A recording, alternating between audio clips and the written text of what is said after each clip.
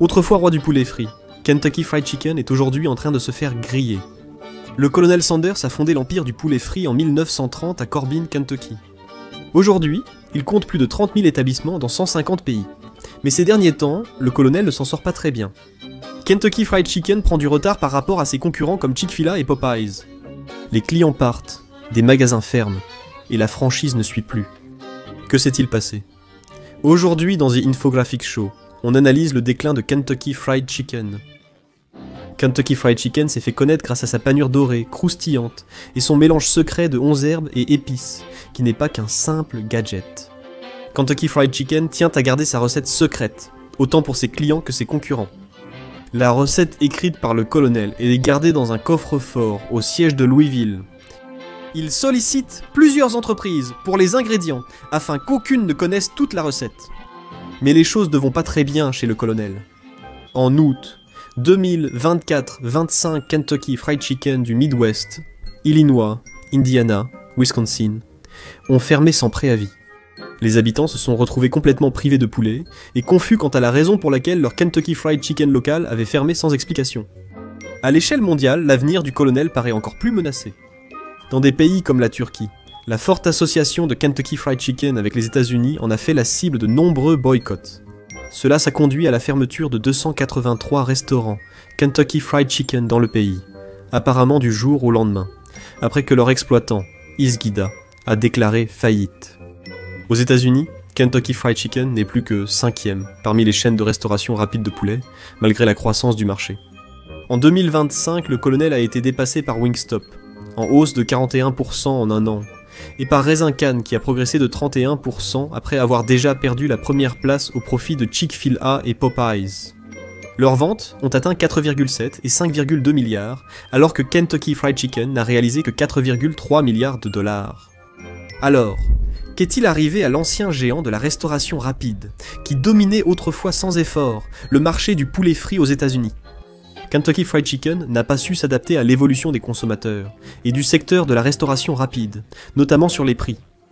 Comme plusieurs chaînes de restauration rapide, Kentucky Fried Chicken a ressenti les effets de l'inflation et du fait que les consommateurs ont l'impression de ne plus avoir le même pouvoir d'achat.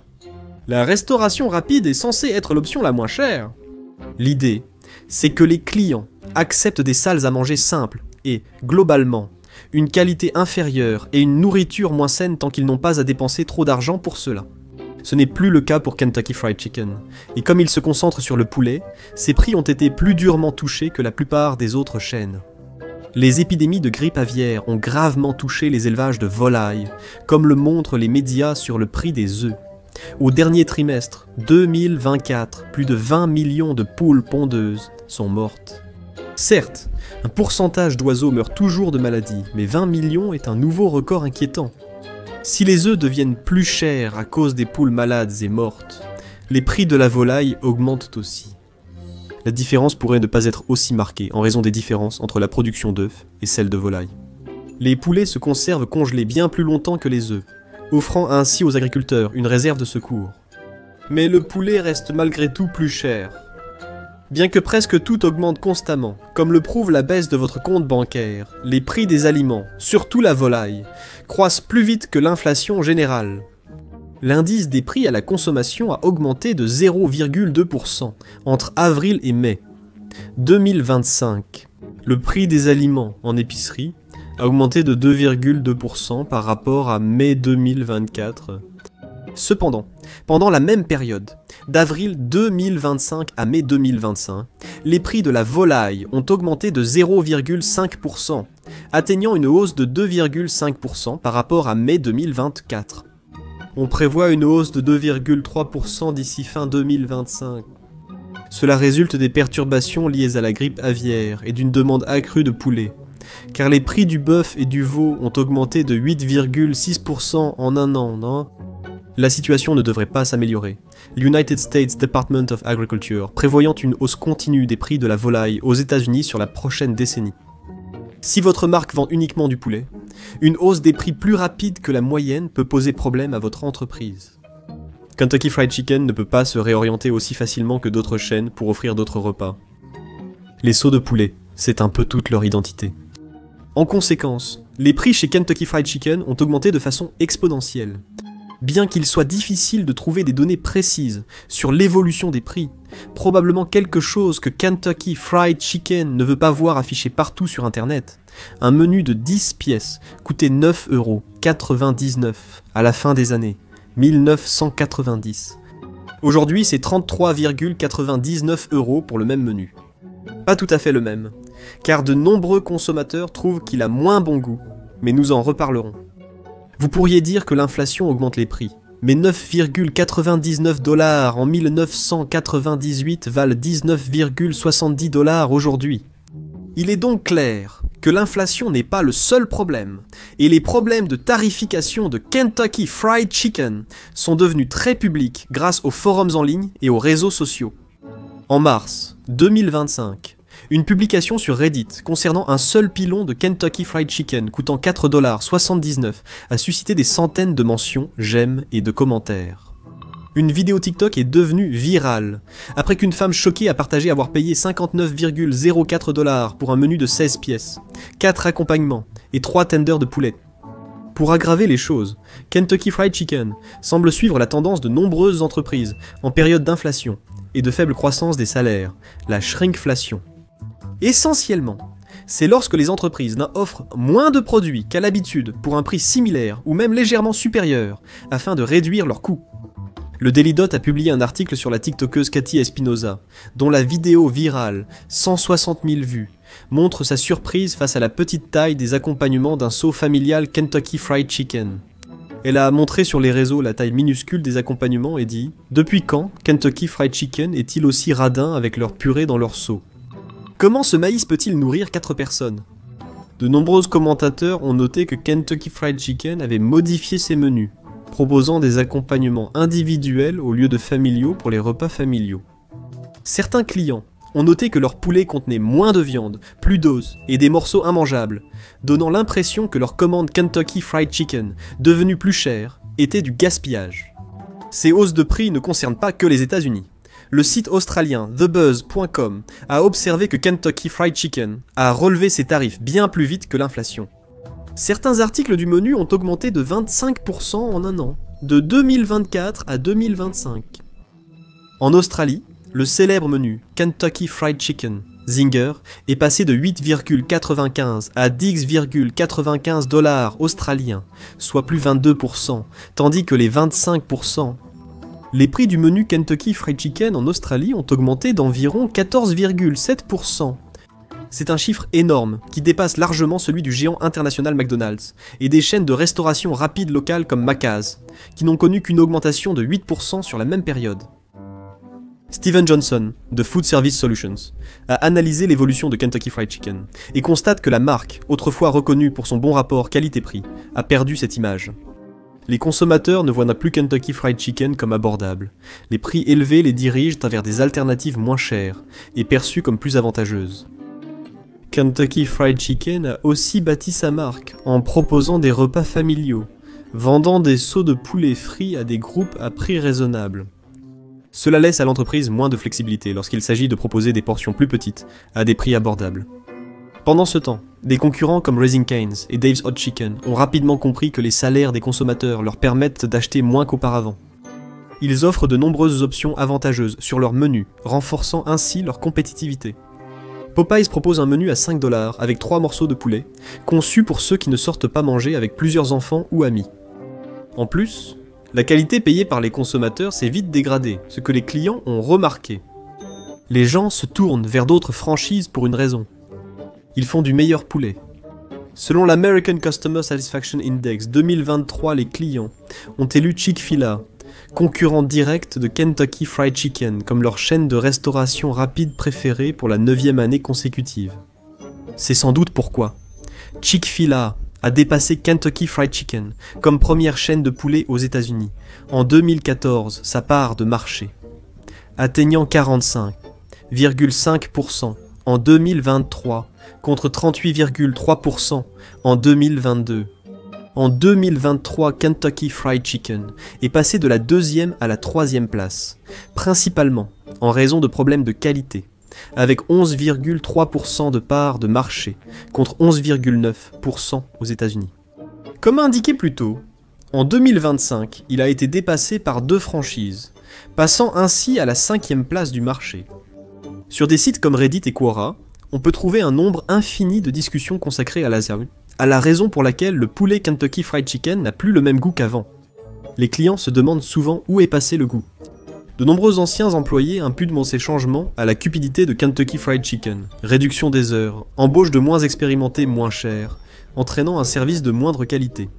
Ils ont aussi opté pour des ingrédients et fournitures de moindre qualité, comme des petits morceaux de poulet et de la sauce instantanée plutôt que préparée sur place. L'ancien employé résume : un travail médiocre et une cuisine sale donnent des produits de moindre qualité, mais tant que les profits augmentent, ils continuent. Le problème, c'est que les clients de Kentucky Fried Chicken commencent à s'en rendre compte. La chaîne de restauration rapide reçoit de très mauvaises notes pour la qualité de sa nourriture et son service client. D'après le Better Business Bureau et d'autres services, ces problèmes constituent 80% des plaintes, contre la chaîne de restauration rapide. Vous pensez sûrement que toutes les chaînes de fast-food reçoivent des plaintes, et c'est vrai, mais aucune autant que Kentucky Fried Chicken. Pour mettre les choses en perspective, Wendy's reçoit en moyenne 1500 plaintes officielles par mois, avec un taux de résolution de 90%. Burger King reçoit en moyenne 2000 plaintes par mois, avec un taux de résolution de 88%. Chick-fil-A reçoit en moyenne 500 plaintes mensuelles, et en résout 95%. Kentucky Fried Chicken reçoit en moyenne 5500 plaintes par mois. Pas étonnant que les gens préfèrent Chick-fil-A. Pire encore, Kentucky Fried Chicken affiche le taux de résolution le plus bas, avec seulement environ 75% des plaintes clients résolues. Selon la professeure de gestion hôtelière à l'université Cornell, Dr Amélia Nguyen, cela révèle un problème systémique dans la gestion de la reprise du service. Lorsque les clients se sentent ignorés ou écartés après avoir exprimé un grief légitime, cela érode la confiance et les rend beaucoup moins susceptibles de revenir à l'avenir. Ainsi, les clients quittent plus souvent Kentucky Fried Chicken déçus par la nourriture et le service, et sont moins enclins à revenir car leurs problèmes restent non résolus. Les médias spécialisés en alimentation ont aussi noté la baisse de qualité de la chaîne. En février 2025, Food Republic a évalué 12 chaînes de poulet frit. Kentucky Fried Chicken a fini dernier.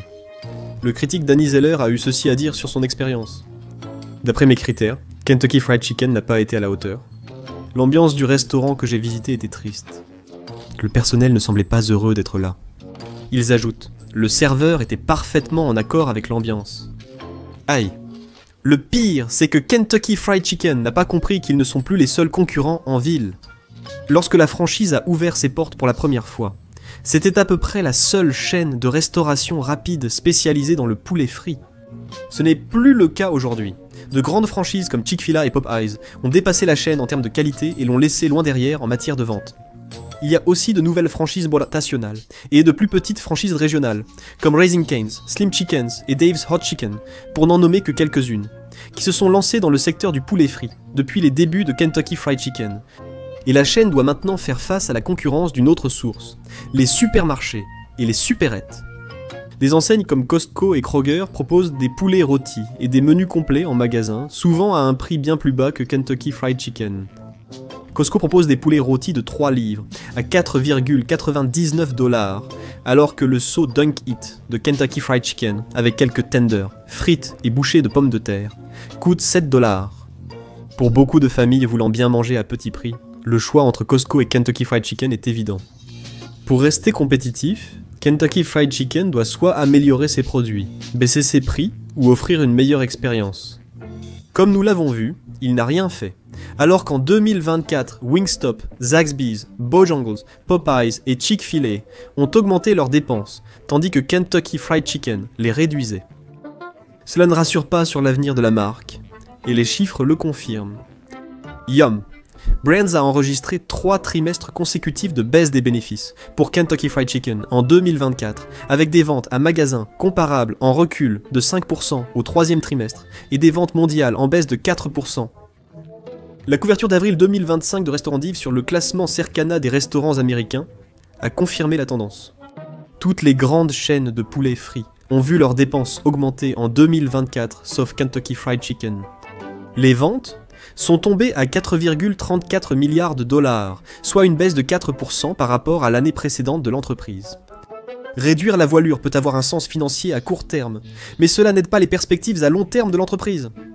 L'autre problème auquel Kentucky Fried Chicken s'est heurté, c'est que les clients d'aujourd'hui sont plus soucieux de leur santé que jamais.